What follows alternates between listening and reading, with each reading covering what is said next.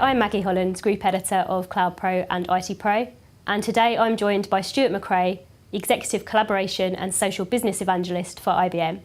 And today we're going to talk about what the driving factors are behind businesses going social. Thank you very much for joining me, Stuart.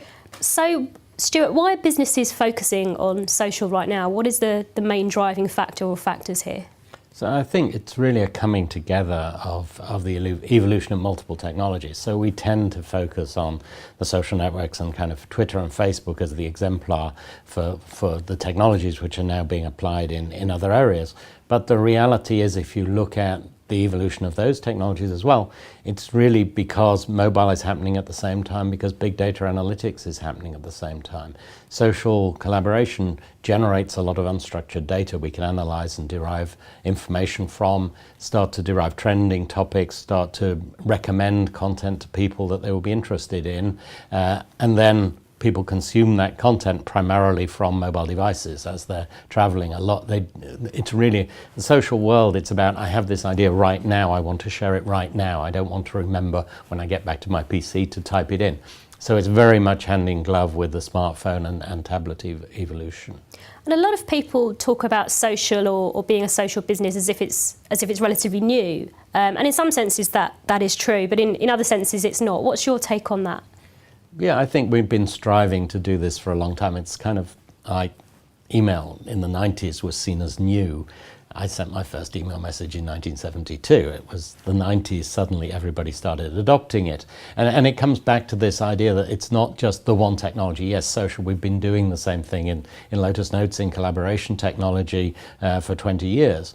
But it's this technology comes together with global internet, which is connecting people together, with external social networks, which are facilitating a way individual end users with no IT knowledge can have a conversation with each other from new generations of devices that are touch sensitive and easier to use, and a link with the other trends in the industry, everything from music downloads to 24-hour news. I mean, the whole world is moving towards a new way of information flowing, and that is simply being exploited in the social networks for one particular application. What are the main benefits of being a more collaborative and social business?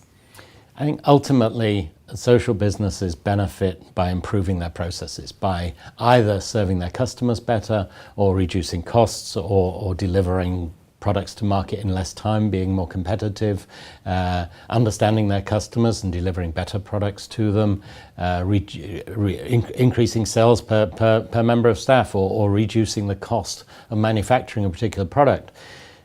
It doesn't do that in itself, but what it does is facilitate the conversations. It empowers your employees to realize when things could be done better, to make their voice heard. It allows you to crowdsource process improvement across the whole organization, make it more effective, make your solutions more attractive to your customers.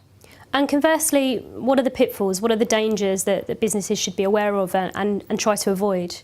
I think there's a big danger in lack of imagination and vision. I think if you try to just use the new technologies to work in exactly the same way you worked before and do exactly what you did before, then you're going to spend a lot of money on stuff and generate very little value.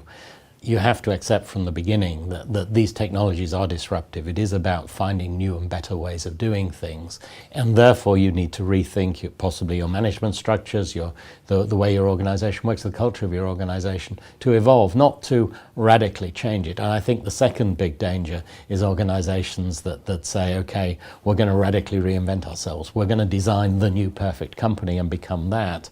The chances are that's a very big risk. You may get it wrong.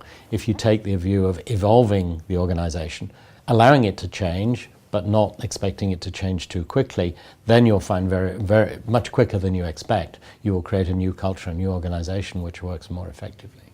And how do you see the application of and the transformational powers of social evolving? Could you paint a picture of the business of the future for us? I think people forget about them. I mean, it becomes an inherent part of the way they work. We don't really think about the telephone, right? It's just something we use when we want to have a conversation. And I think what we've got is a richer platform for employees to collaborate, communicate and coordinate as they do their jobs, and they will simply start using it, forget about it being new, and just the social business part goes away. It's just business will be social inherently because they'll use these technologies.